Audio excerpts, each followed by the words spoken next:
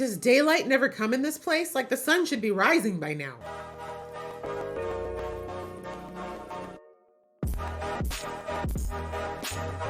Hey guys, it's your girl Aisha, aka Geek XX Chic, and we are back with another reaction to The Legends of Vox Machina. We are now on to episode 9 of season 1, which is called The Tide of Bone. So in the last episode, we got to go back to our girl Pike and see what was going on with her whole blockage in the magic department.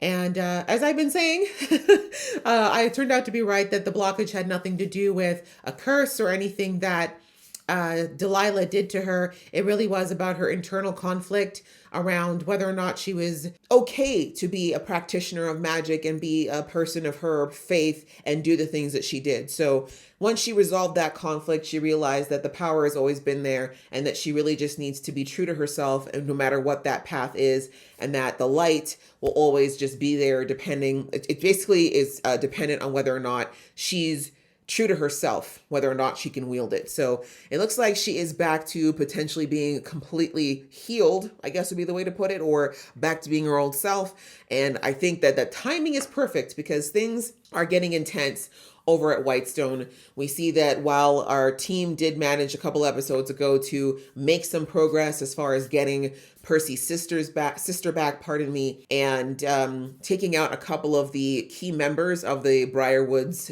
internal forces, one could say. We then saw that Delilah pulled a huge hat trick by raising a literal undead army and sending them into the town, which is obviously to wipe out the rebels, but it's going to be a lot of collateral damage if our team can't do something about it. So that is where we left things. I am very excited to continue on this saga and see how things go here at Whitestone because it's getting crazier by the minute. So I'm going to jump in, but just before I do, just a reminder that I do a lot of different reactions here on this channel to all kinds of good stuff. And if you'd like to be notified when I do more reactions to this show or support me in general in my goal of getting to 20K in 2024, please go ahead, hit that subscribe button as well as the notification bell. And if you like this video, please show it some love with some comments, thumbs up, all that good stuff. I appreciate it greatly. All right, that out of the way, let's get into the episode right about now. There's nothing more to be done. His fate lies with God. Flashback. The way I'm not going to empathize with these people, it's just not happening. The idea of taking lives to preserve your own, can't get behind it no matter what the reason. Satan? Oh, so the halls of hell call, and you're like, sure, sounds like I should stop on by. Husband's dying and all, but this is more important.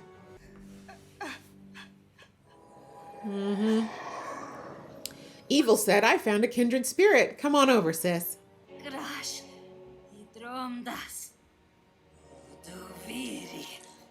Wow, that's a lot. Wow.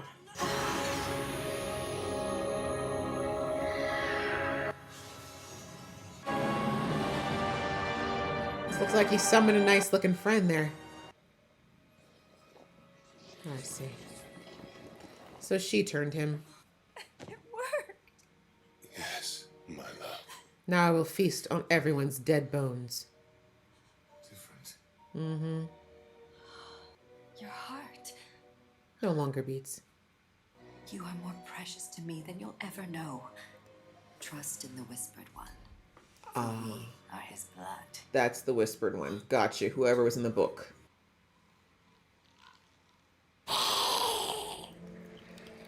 Wow. That is ridiculously cruel, Delilah. So I said I have no empathy for the backstory. Come on, let's move. Thanks, Kiki. Y'all can flirt later. Let's go.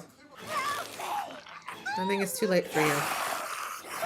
What is he even eating? There's no stomach. It's just skeleton. Where'd they all come from? The ground. That's where all dead people live. Live. Y'all better get moving. There's still giants.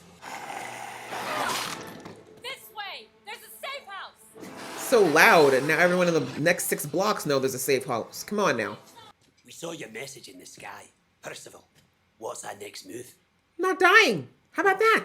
I assumed, since you're the rightful heir... I think his sister is more rightful. They know how delectable I am. Get a hold of yourself. Damn. Hey, I mean, that was kind of hot, but I knew you'd be into it, Scanlan. Stanley! Twerp, I don't want to stab you. Oh, whatever. Whatever. So this safe house not feeling too safe, guys. Could be worse. How?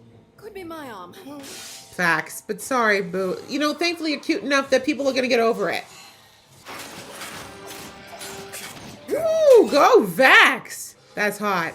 In fact, we make a pretty good team. Aw, cute. Later. Can we do like a burst of sunlight or something, sis? Because light and these creatures don't get along. I'm sorry, sacrificial lamb. They're losing heart, Percy. Say something to them. I can't. I just got here. You'll lose the arm within the hour. The hour? What? No, I need this arm for, like, stuff. Hey, Scanman, you want me to whack it off? No, stop. Last resort. We don't have time for this. Oh, the phrasing. Does daylight never come in this place? Like, the sun should be rising by now. I was about to say, y'all forgot about the giants, huh? This fee-fi-fo freak.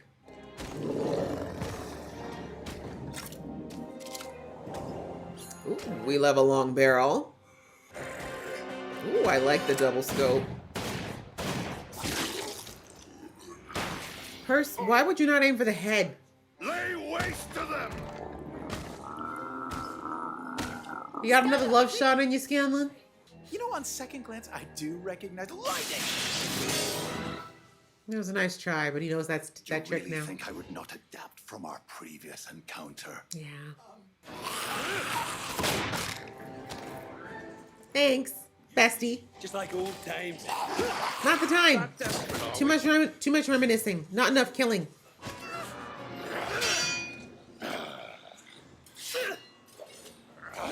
Aw, the shorties are just defending each other.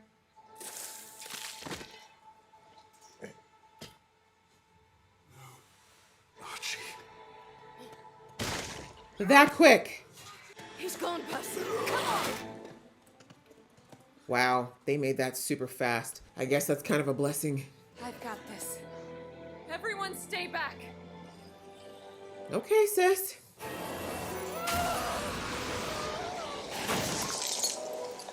Nice, Key. Come on, sis. You're gonna have to summon all the ancestors for this one.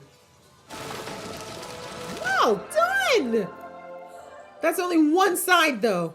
Yes, she's the tits. We still have to go. She's the tits. I'm keeping that one. Yeah. Rebellion ain't easy, friend. I'm sorry. It's really not easy, friend. Yours wasn't the only life shattered that day. We're all here. The time is now. No one else can do this. Your sister is being dead ass for the first time ever, right? And Lord Percival Frederick Stein von Musel Kolowski de Rollo III. I'm sorry, what? I fled, and fear kept me from my home. We have all lost. I mean, you needed to get stronger, though, in fairness. He willingly gave his life for all of us. For Whitestone. And Scanlan. Today is for Archie. For the DeRollos. For Whitestone. Well spoken. Let's kill fucking everything! Amen, Grog. Uh-oh. Oh, dear. Giants. Well, the nice thing is at least they have to come through a smaller space, right? That helps? Never mind. Oh, worst time to have performance issues. Oh, man, his arm is getting so bad. You know I'm in love with you, right? Aw. I would say not the time, but I guess in this particular situation. No, maybe not the kissing. What? Now? I mean, this is like the worst time. God. But hey, now you know you can't die. It was an honor fighting with you. It was a valiant effort, friend. What was that? Pike? Help! She said I'm tiny, but I'm mighty, bitches. Like an angel. Aw.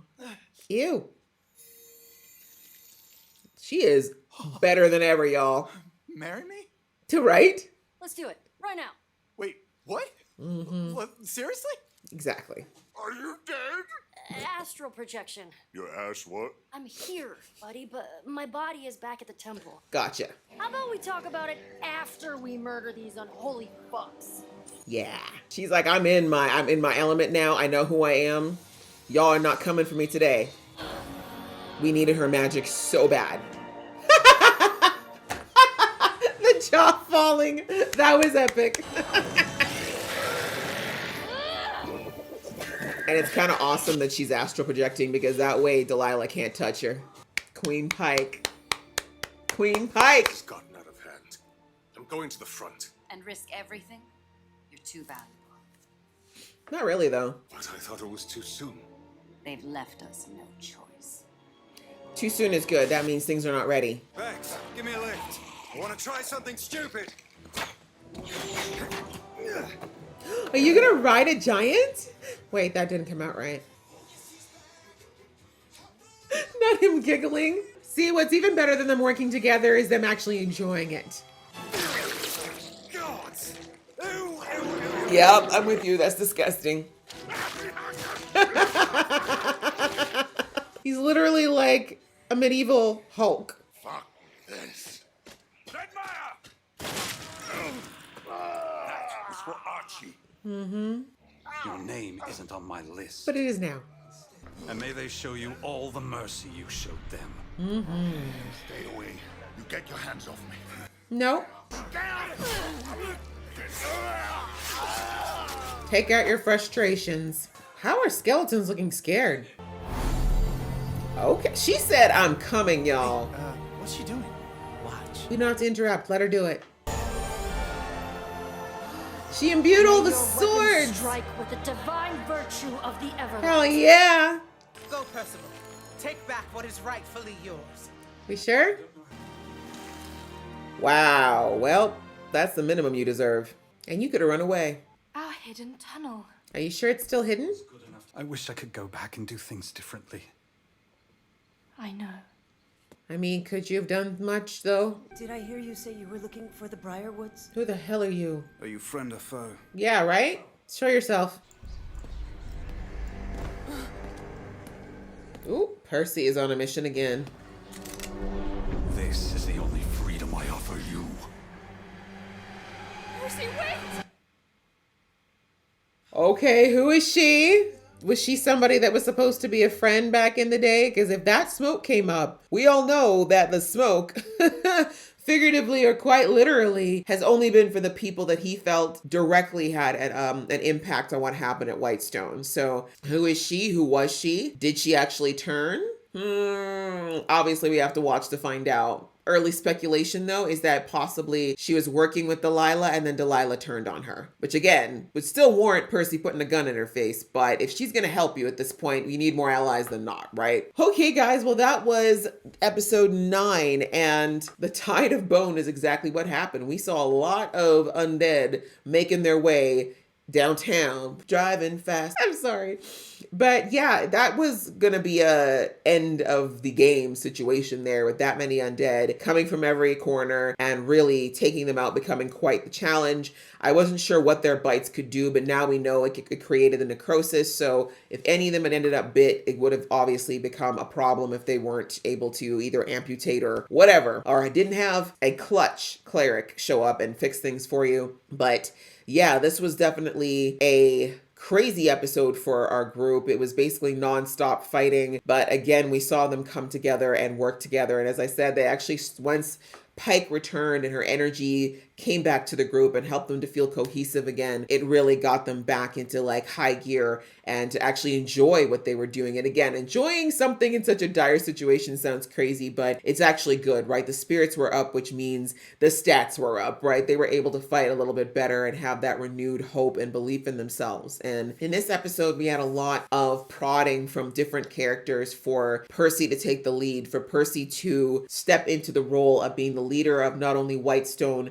but of all these people in the rebellion, because these were his people. This place is his heritage. It is his legacy, whether he likes that or not. And we saw him backing off of that repeatedly, because even in their group, it's kind of between him and Vex as far as it looks like who takes control of things. But he really didn't feel worthy because he left all those years ago and left everybody vulnerable. But we all know that that was because he had no other choice, right? Like Percy really needs to kind of forgive himself for what he did all those years ago. I mean, it was literally primal instinct of survival when he ran away from that castle. Obviously, he would have taken Cassandra if he could have. There wasn't a choice. She was so injured that the reality is, twisted as it is, the Briarwood saved her, right? If she'd gone with Percy, chances are she wouldn't have made it with 2 arrows in her back, right? So anyway, he did the best of what he could at that time. And again, if he hadn't left and done what he did, he wouldn't have been able to level up. He would have never probably created the pepper box. He wouldn't have done all the things that he needs to do now to be able to possibly face up against the Briarwood. So yeah, it sucks that it happened, that there was the casualties that there were of him making those decisions. But you know, I'm a firm believer of all things happen for a reason. In this case, Percy did what he had to do, and he found Vox Machina through all that as well. And them being able to come back, like I said, all of it comes full circle for a reason. And then outside of that, we also got a little bit of backstory on the Briarwoods and what led them to this path that they're on now. It looks like Silas was very, very ill. Delilah was desperate, and she ended up going to the literal depths of hell, to the Whispered One. We now know why he's called the Whispered One. He, she, they. They called to Delilah, and I'm assuming that the reason Delilah could hear it is either because A, she already had the inclination to be a necromancer, or B, because she was in such a desperate state that it was able to appeal to her in that state, and she may not have been able to do that in any other state. So anyways, either way, Delilah answered the call and did whatever she had to keep Silas alive. And we see now that that's how he turned into a vampire. I wasn't sure because, you know, vampire lore overall is typically that they're turned by another vampire, but we don't know how many of those exist in this world, or if he's the only one, who knows. But at least now we know how he was created, and clearly Delilah didn't really care about the fine print of this death pact that she made to bring Silas back, but she's sticking to it, and Silas isn't asking any questions. But again, I wonder if that's like the fact that she put her hand on his chest and said, "Your heart," but never finished that sentence. I wonder if that's why Silas is okay with that. Like, did his heart disappear because now he's undead for all intents and purposes? Like, yeah, I don't know. There might be some questions there, but as I said, I'm not really invested in the story because, as I said, I understand the reasons why she did it. It's not that I can't empathize with her desperation and her willingness to do whatever, but I've always said that if saving someone you love has to be at the cost of multiple other lives, then I can't get behind it. I can't do it. Like, Silas literally has to live off of the blood of others. And that's not okay. Like, for your loved one, all these people need to die. Like, no, I can't get behind it, sis. I'm sorry. You lost my empathy at that point. So anyway, it's good to have some backstory around why Delilah is so passionate about maintaining whatever it is that they have here. Why, of course, they've come to Whitestone, what they need there, what the big plan is, whatever it is that they're waiting to prepare. But now Delilah says they've got to put in motion. And we saw that they showed her the marking she made on her arm earlier. Like, that is still a question mark. I don't think that has anything to directly do with Silas, but maybe it does actually, because I'm thinking that's the only thing that would drive her to the extremes of coming to Whitestone, taking out this family, draining this town of all of its life and light. I'm thinking the Whispered One is the one directing things here and not Delilah so much, but I could be wrong. Maybe she's always had that evil in her, but I'm just thinking someone who's that desperate to keep their loved one alive, to go to these lengths, I don't think is all on her. I feel like the Whispered One is still whispering. Let's put it that way. And that they brought her here for a reason, to do something for a reason. If it is really all her, or if there is some other ethereal forces at work. And speaking of ethereal, welcome back, Pike, to the group. I mean, she's there, but not there. Astral projection, we found out, which, as I said, was a benefit in this episode, because clearly if she's there physically, there is more chance of her getting hurt. But the fact that she was able to do this, like, I don't know, I'm assuming by the shocked faces of the party, this is not something that Pike's done before. So she's leveled up, which I expected she would. Now that she's over that block, she's probably always capable of this, but because she was having that inner battle for so long, she was actually holding herself back. But now she's fully in her element. She knows who she is. She knows what she wants. She knows the path she wants to walk. And now she can really fully access that Everlight in the way that she, well, like I said, she had the potential to do all along. So yeah, she came in and kicked some ass, took some names, helped reinvigorate the group, and she imbued all these weapons with that Everlight, so that now, as we saw way back in that episode where Pike went up against Delilah the first time, Pike's power is clearly the opposite of Delilah's, and it nullifies her power. And I feel like both of them are each other's weakness, so to speak. So yeah, we needed Pike bad. Not only just to heal poor Scanlan's hand, but also to just make sure that they have a fighting chance against her. But I don't know how much. We'll see what the limits of Pike's astral projection are now that they're getting literally into the belly of the beast. And I am very, very curious to find out what Delilah's big plan has been all along. So yeah, that's pretty much it. Great episode. Enjoyed it a lot as usual. And I hope you guys enjoyed watching along with me. If you did, please show some love to this video and some comments. And I will see you in the next one.